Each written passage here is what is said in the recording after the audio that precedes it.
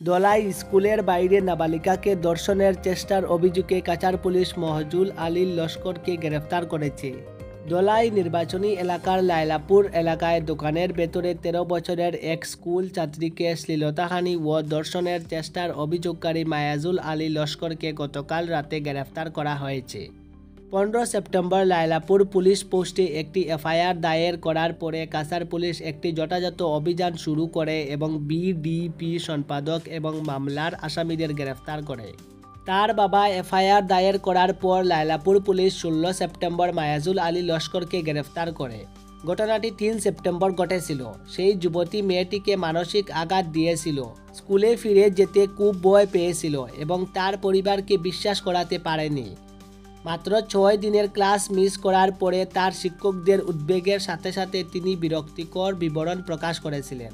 স্কুলে ভিকটিমের প্রকাশের পর ১৫ সেপ্টেম্বর বাবা অভিযোগ দায়ের করার পরই গ্রেফতার করা হয়। অভিযুক্ত ব্যক্তি মেয়েটিকে হুমকি দিয়েছিল, সে সতর্ক করে দিয়েছিল যে সে যদি হামলার কথা কাউকে বলার সাহস করে তবে সে তার একটি আপোষহীন অবস্থানে ভিডিও প্রকাশ করবে। অভিযুক্ত, যিনি গ্রাম প্রতিরক্ষা পার্টি বিডিপি সম্পাদক এবং ভারতীয় জনতা পার্টির সাথে জড়িত। অভিযোগ করা হয়েছে যে মেয়েটি একটি কলম কিনতে তার দোকানে গেলে তাকে শ্লীলতাহানি করেছিল। মায়াজুল আলী লস্কর তাকে জোর করে ভিতরে ঢুকিয়ে দেন, অনুপযুক্তভাবে স্পর্শ করেন এবং তার হাত কামড়ে পালাতে সক্ষম হওয়ার আগে তার কাপড় খুলে ফেলার চেষ্টা করেন। মানসিক আঘাত সত্ত্বেও তিনি প্রথমে ভয়ে নীরব ছিলেন। কয়েকদিন পর তিনি তাকে আরও হুমকি দেওয়ার পরই ঘটনাটি প্রকাশ করেছিলেন।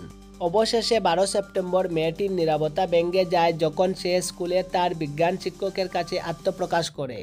এটি একটি আবেগঘন দৃশ্যের দিকে পরিচালিত করে প্রধান শিক্ষক জিয়াউদ্দিন লস্কর এবং বেশ কয়েকজন স্টাফ সদস্য প্রকাশের মাধ্যমে কান্নায় ভেঙে পড়েন। প্রধান শিক্ষক বলেন, সে একজন চমৎকার ছাত্রী এবং তার সাথে এই ঘটনাটি ঘটেছে তা জানাটা বিধ্বংসী।